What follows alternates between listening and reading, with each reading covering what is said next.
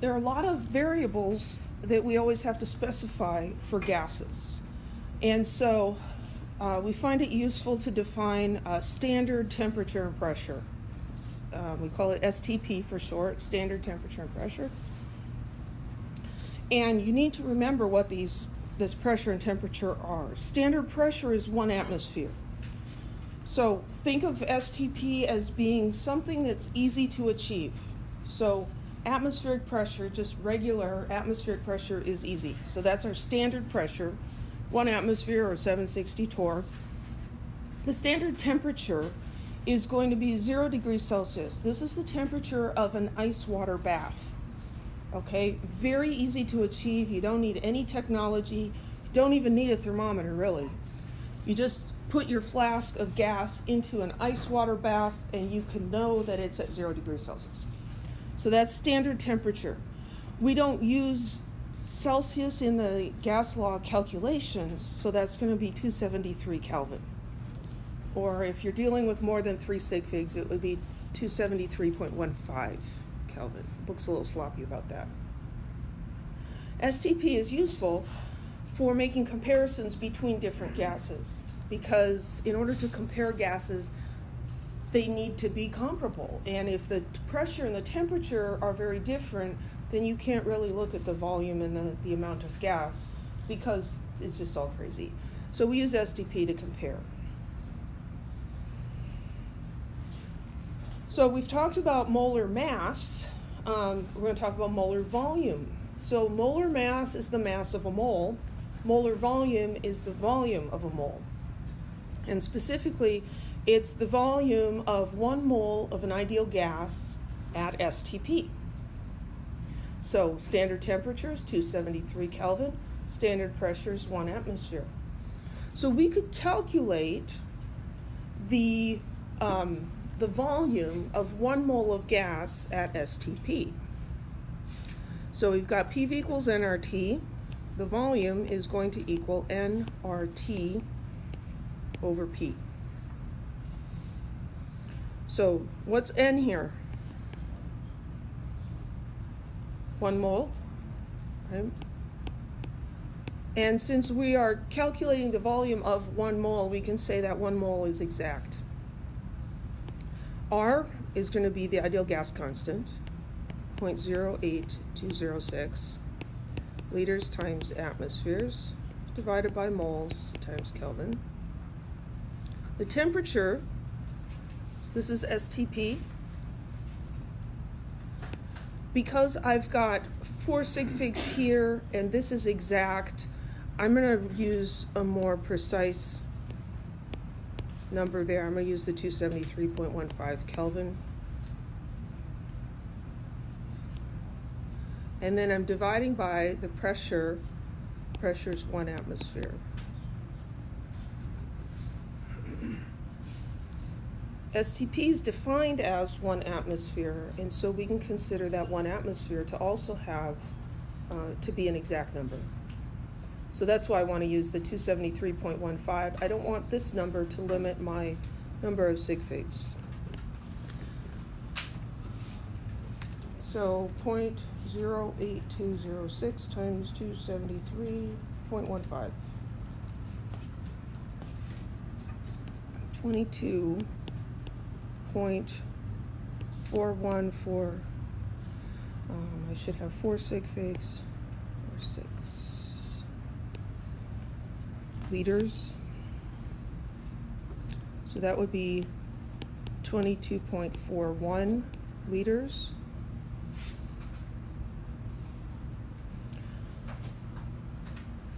Most of the time, we are limited to 3 sig figs, and so the molar volume of a gas is generally listed as 22.4 liters. That digit that we dropped is very small, and so it's not a big deal.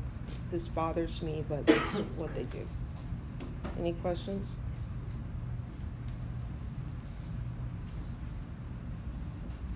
So the molar volume of any gas at STP is 22.4 liters per mole.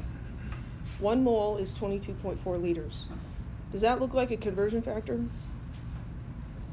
Yeah, it does. It's a very useful conversion factor between the volume and the amount of gas. Kind of like a molar mass was really useful for grams to moles. This is really useful for liters to moles. The thing is, you can only use it at STP. If you're at any other temperature or pressure, you've got to use the ideal gas law. So a mole, remember, is Avogadro's number of particles. 6.022 times 10 to the 23rd molecules of a gas. Which gas it is doesn't matter. Okay? So 1 mole of the gas will occupy the same volume no matter how big the individual particles are. Will the mass of the gas be different? Yes, the mass will be different, but the volume it occupies will be the same. So here we have a comparison of 3 different gases. So these are all at STP. We've got helium, xenon, and methane. 1 mole of methane at STP occupies 22.4 liters. And in case you're interested, 22.4 liters is a cube about this big. It's, pretty big, like big moving box. But it's not ginormous or tiny. Xenon, 1 mole at STP, 22.4 liters. Helium, 1 mole at STP, 22.4 liters. Do these balloons have the same mass? No. This one with helium in it would weigh 4 grams, because that's the molar mass of helium. Xenon is pretty big, 131 grams. So this balloon's going to be really heavy compared to that one. And methane, that'd be 16? About 16 grams. Any questions about that? It's kind of a weird idea. So if the masses of those gases are different, but their volumes are the same, then their densities are going to be different. So density is the mass of something divided by its volume. Gas densities are usually listed in grams per liter. For liquids, we did grams per milliliter. Gases are much less dense, and so we use grams per liter because that gives us better sized numbers. The mass of 1 mole of a gas is equal to the molar mass. The volume of a mole at STP is 22.4 liters. So remember that the density is the molar mass divided by the molar volume. So let's find the densities of helium and nitrogen at STP. So the density of helium. Well, the density is something that doesn't depend on how much of the gas we have. It's one of those intensive properties. And so we can give you a problem, calculate the density of this, and we don't have to tell you how much it is. And so that can be confusing because there aren't any numbers in the problem. So what we do is we just choose an amount, and we choose something that's easy, like 1 mole. So if we choose 1 mole of helium, what's the mass of 1 mole of helium? It's on the periodic table, right? 4.003 grams. What's the volume of 1 mole of helium at STP? 22.4 liters. So the density for helium is 4.003 divided by 22.4. 0.17870 grams per liter, 0.179 grams per liter. So if we need to calculate the density of nitrogen, what's the formula for nitrogen gas? N2. It's one of the 7 diatomic elements. nitrogen gas, nitrogen all by itself, buddy system, and 2. So what's the mass of 1 mole of nitrogen gas? It's 28.02 grams, because each mole of nitrogen atoms would be 14.01, so you have to multiply by 2. What is the volume of 1 mole of nitrogen gas at STP? 22.4.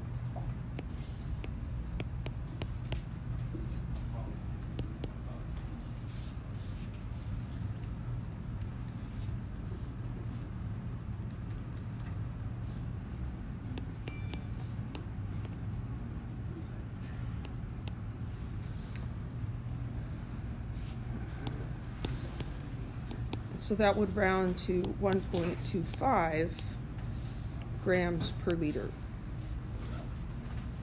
So nitrogen gas is going to be more dense than helium gas because the individual particles weigh more. We were driving across country one summer and went through Wyoming, which is a very wild and beautiful state. And we were looking in the AAA guidebook. This was before cell phones and smartphones and all that fun stuff, so we actually had paper book to look stuff up in. The population of the state of Wyoming is about the same size as the population of the city of Fresno. Without Clovis, just Fresno. Think about that. You can drive for miles and not see a building. We went through part of it at night. We could drive for miles and miles and not even see one light from a ranch or a farm. It was just like mind-bogglingly empty. Okay? So if we think about the people as being gas molecules, right? Does the size of the people in the state of Wyoming really matter at all? If they're all like 500 pounds or they're all like 98 pounds, if they're really big or really tiny, does it matter? No, because they've got so much space, right? Think about people in an elevator. Now, you know, maybe the elevator says the capacity is 20 people. Is it going to matter? Is it going to be different if you've got 20 kindergartners or 20 of the linebackers from the football team? It's going to matter a lot. You get those big guys in there, and they're going to be just squeezed in really, really tight. But in Wyoming, there's so much space, and that's how a gas is. So here, for nitrogen and for helium, the size of the particle doesn't matter in terms of how much space it takes up. But these particles are going to weigh a lot more than those particles. And in a density, then the mass matters, and so the densities will be different. You have any questions?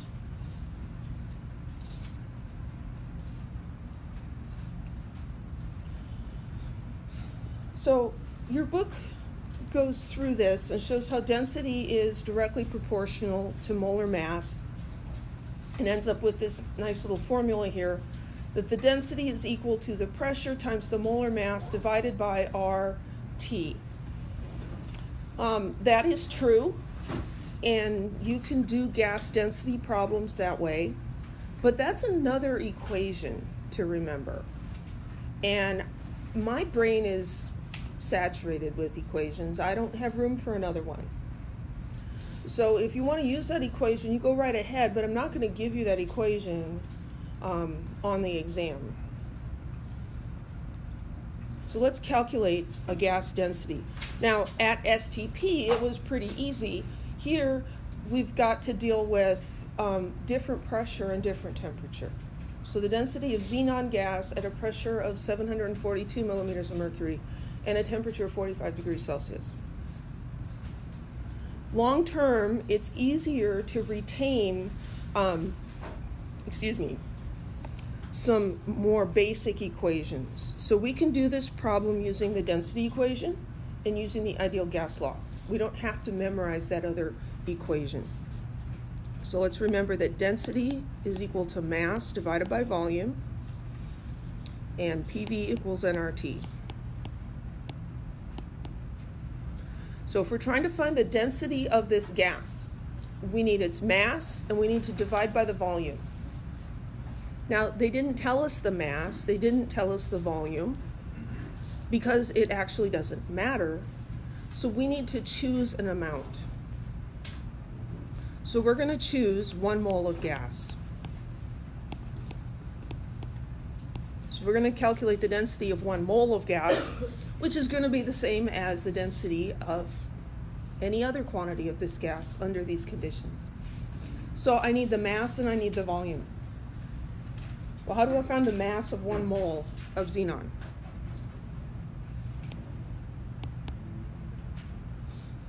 I use the molar mass, right?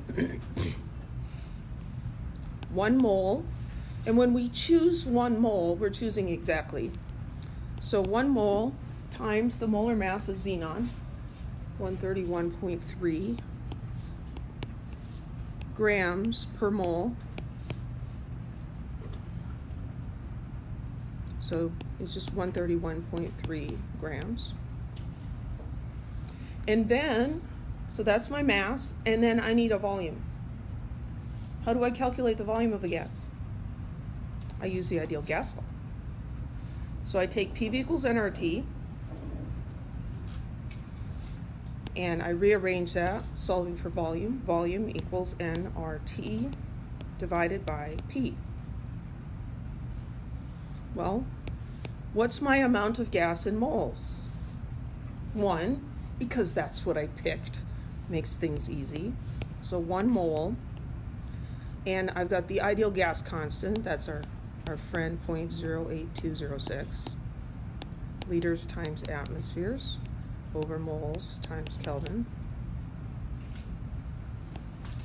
What's the temperature of the gas? Well, that was given here, 45 degrees Celsius. Can I put 45 degrees Celsius in there? Nope, can't do that. I need to convert this temperature to Kelvin.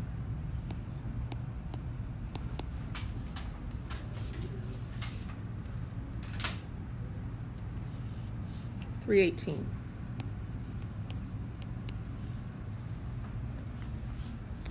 So my temperature is 318 Kelvin. And then I'm going to divide by the pressure. The pressure was given as 742 millimeters of mercury. Well, I can look at the units that I've already got here and see that I need it in atmospheres. So 742 millimeters of mercury. To convert that to atmospheres, it's 1 step, atmospheres on top, millimeters of mercury on the bottom. 1 atmosphere is 760 millimeters. So I got 742 divided by 760.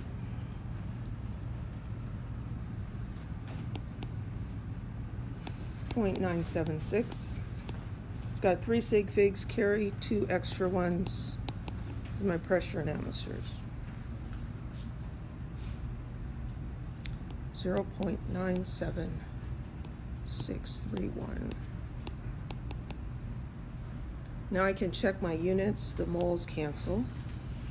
The atmospheres cancel. The kelvins. Whoops. The kelvins. Dang it. Move away from that button. Kelvins cancel. 0.08206 times 318 divided by 0.97631.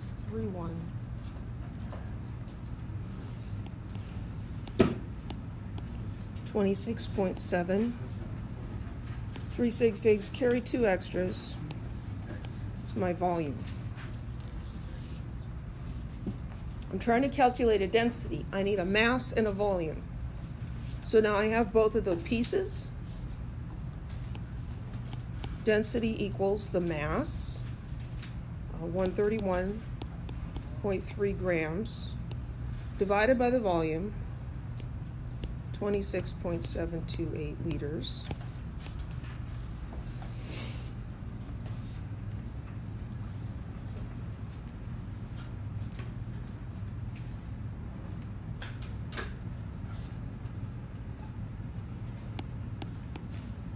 4.9124.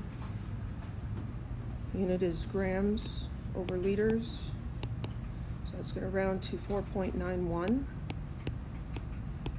grams per liter. Any questions?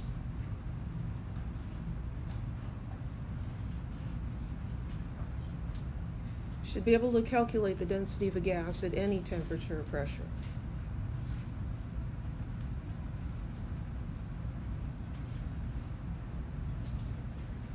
So in calculating the density of the gas, we used the molar mass. We can also calculate the molar mass of a gas, and we'll be doing this in experiment 5A. If we have a volatile liquid, a volatile is something that will vaporize easily or evaporate easily. We can heat the volatile liquid in a closed container where we know the volume. We can heat it until it becomes a gas. We can measure the temperature, the pressure, and the volume of that gas. Using the ideal gas law, we can calculate the moles of the gas. If we weigh the sample as a liquid, then we can calculate the molar mass of that substance. The mass does not change when you take that liquid sample and make it into a gas. The mass of gases is a little more difficult to weigh, but they do have mass. If we condense it back down into a liquid, it's easier to deal with. It still has the same mass. What's changing is the volume. So we can calculate the molar mass of a gas. And this is a similar process to calculating the density. We know what molar mass is. It's the mass of a substance divided by how many moles are in that substance, that one sample. And so the mass we find by weighing, and the moles we would find using the ideal gas law. So a sample of gas has a mass of 827 milligrams. Its volume is 0.270 liters at a temperature of 88 degrees Celsius and a pressure of 975 millimeters of mercury. Find its molar mass. So I've got those numbers, and I've got this imperative here, find the molar mass. So I'm going to think, well, what is molar mass? We often abbreviate it MM. Molar mass is equal to the mass divided by the number of moles. And I can use PV equals nRT to find the number of moles. I've been given a pressure, a volume, and a temperature.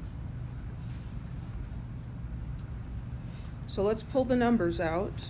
827 milligrams. What's that? Is it temperature?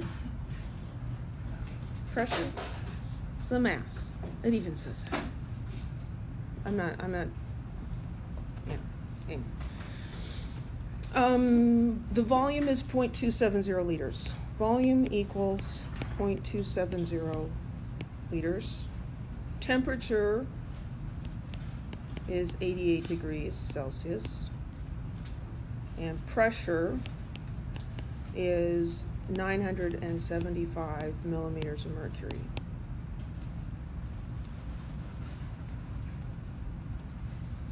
So I'm going to use the mass and divide by the number of moles. I'm going to use the ideal gas law to calculate what N is. So N is going to equal PV over RT. So the pressure, is millimeters of mercury a good pressure to use? Pressure unit? No. The units on the ideal gas constant, liter atmospheres per mole Kelvin, specify the units I need to use. So I need this to be in atmospheres. And this is why I want you to memorize this conversion factor, because we use it a lot. 1 atmosphere is 760.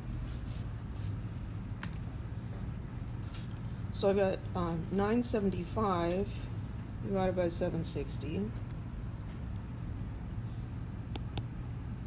1.2828 atmospheres.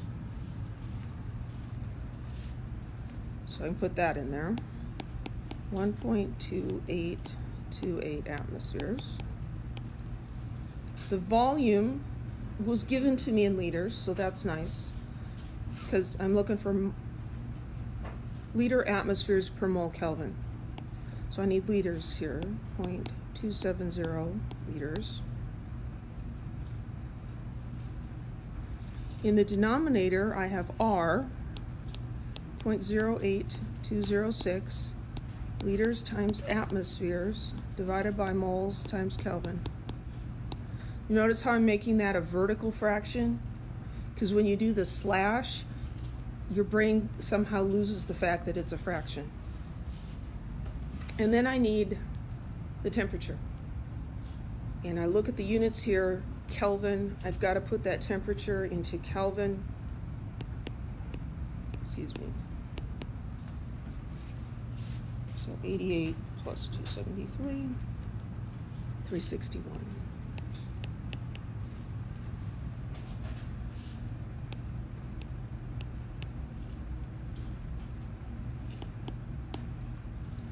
I'm going to check my units. Atmospheres cancel, liters cancel, kelvins cancel. What I'm left with is 1 over moles. So to simplify that, if something's in the, if I have a fraction in the denominator and I want to bring it up to the numerator, I just invert it. So that's equal to moles. Was it a football game on Friday night? The announcer was just butchering names. And then what just cracked me up, and he did this twice. He says, help us keep our stadium clean by putting your trash in the proper reciprocal. It's a receptacle. He did it twice. I was just like, wow. I had so much fun with that. Anyway, so you take the reciprocal of this, and there you go.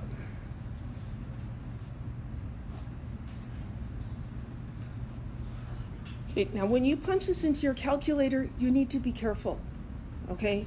Because we want to take this times this, and we want to divide by everything in the bottom. And what students sometimes do is they'll take the 1.28 times 0.27, divide by 0.08206 times 361, because that's what it looks like. But what your calculator understands that to mean is that the 361 is not something you're dividing by, but you're multiplying.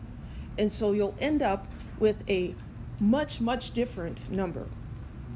When I do this, I think of this more in terms of the fractions we had in dimensional analysis. And it's this divided by this times this divided by that. That's how I do it. If you really want to multiply down there, then you need to use parentheses. Ooh, that's going to be too fat. So if you want to multiply, then you have to have parentheses, times, and close the parentheses. So whatever method makes sense to you, let's all do it together and make sure we get the same number. I'm going to do 1.2828 times 0.27, divide by 0.08206, divide by 361. And so this is equal to 0.011691 moles. Did you get that number? If you got a much bigger number, then you're having a communication issue with your calculator. And you need to get that sorted out, because this comes up over and over and over again. So if you want to multiply because you say, well, that they're multiplied, that's fine. But you have to put parentheses around that multiplication so that your calculator understands what you're talking about. Okay, so I've got moles and I've got mass. So the molar mass is equal to the amount of substance, the mass in what unit? Milligrams? Grams. The unit is grams per mole. So we were given milligrams, and I don't really have space to convert it there. So we're going to have to convert milligrams to grams. So I put milligrams on the bottom and grams on the top, and I ask myself, what does milli mean? Milli means 10 to the minus 3. And so this is going to be 0.827 grams. Milli makes things smaller. So this is a small unit, big number. Big unit, small number. This is 0.827 grams. So 0.827 grams divided by the amount in moles.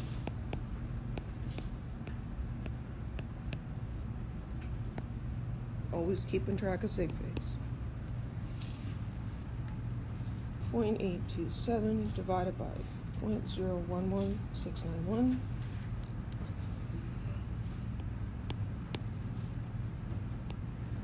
.738 grams per mole, and that would round to 70.7 grams per mole.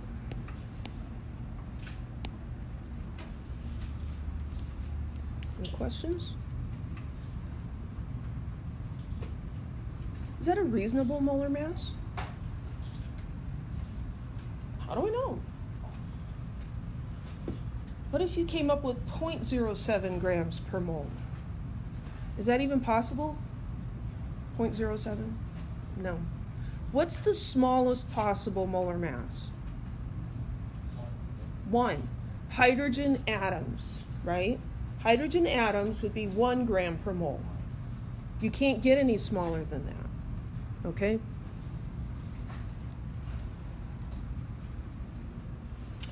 Okay, here's an example that's similar to the experiment we're going to be doing. Not today, but another day. An organic chemist isolates a colorless liquid from a petroleum sample. She places the liquid in a pre-weighed flask and puts the flask in boiling water, which vaporizes the liquid and fills the flask with gas. She closes the flask and reweighs it. Her data is given below. Calculate the molar mass of the liquid. So what's happening here, she puts some liquid in the flask, she heats it up until it all turns into a gas. And so as it turns into a gas, it begins to leave the flask. Because as you heat a gas, the pressure would have to increase and is open, so it's not going to increase the pressure, it's going to expand its volume. So it's going to expand the volume and fill that flask. The pressure inside the flask is going to be the same as the pressure outside the flask. So when it's all vaporized, she closes the flask and takes it out of the hot water and lets it cool down. The gas that was in that flask then will condense into a liquid and can be weighed. And so she's got the mass of the flask with the gas in it and the mass of the flask by itself. So what's the mass of the gas? It's the difference between those, right? We don't want to include the mass of the flask in the calculation of the molar mass of the gas. The flask is just a necessary thing to contain the sample. So the mass of just the gas, we're going to subtract there. So 78.416 minus 77.834, 0.582 grams. That's the mass of just the gas. Some of you have struggle with some of this stuff. You know that the math is simple, but you're not sure what to subtract. The words can really help you. Mass of flask and gas. Mass of flask. So if I want to get just gas, I need to get rid of the mass of the flask. Okay, so there's the mass of the gas. Calculate the molar mass of the liquid. So what does molar mass mean? It's grams over moles, right? The mass divided by the moles. Grams divided by moles. Well, there's our mass. we need to know how many moles was this. It's difficult to measure or calculate the moles of a liquid. It's much easier to do for a gas because you can use the ideal gas law, because what the gas is doesn't matter. You measure the volume, the temperature, and the pressure, you can calculate the moles. So PV equals nRT, N equals PV over RT. And all of these were, just nicely written out for us. Is milliliter a unit that we can use here? No. Liter atmospheres per mole Kelvin. We need to put this into liters. Converting between milliliters and liters is something we do a lot, and so you need to get comfortable with that. So you can write it out. Milli means 10 to the minus 3. I need to move the decimal point 3 places. Is it going to be 0.213 liters or 213,000 liters? Think bottles of soda. 213 milliliters. Is it thousands of liters or less than a liter? It's less than a liter. It's going to be 0.213 liters. 100.0 degrees Celsius. Because they use the 0.0 here, I want to use the more exact conversion to 73.15. And so I'm going to get 373.15 Kelvin, and that's going to have 4 significant figures. Torr, I need to turn that into atmospheres. Torr and millimeters of mercury are the same thing, and so the conversion is the same. 1 atmosphere is 760 torr.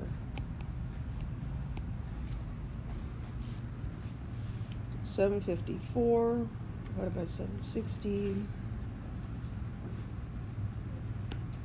0.992, that's 3 sig figs, 10 atmospheres.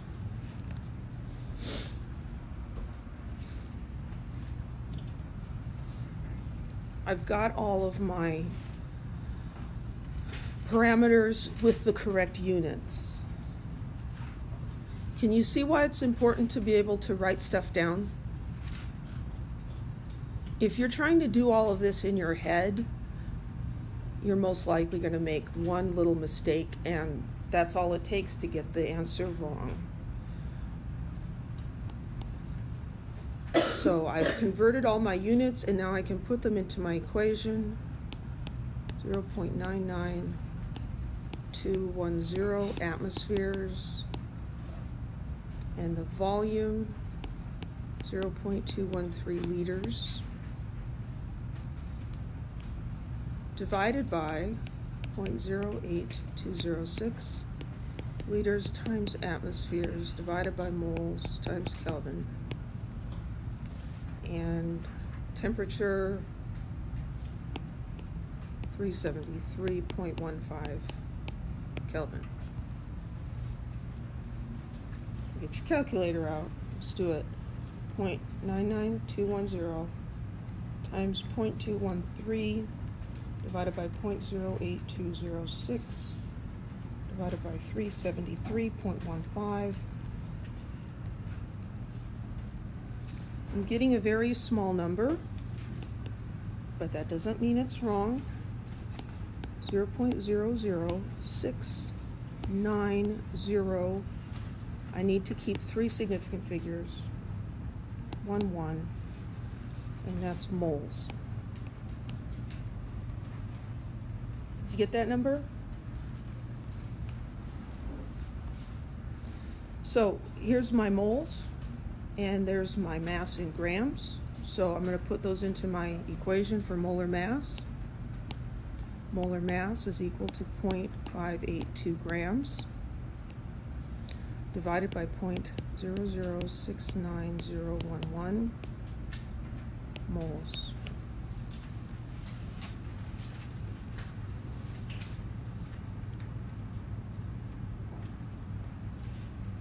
.334.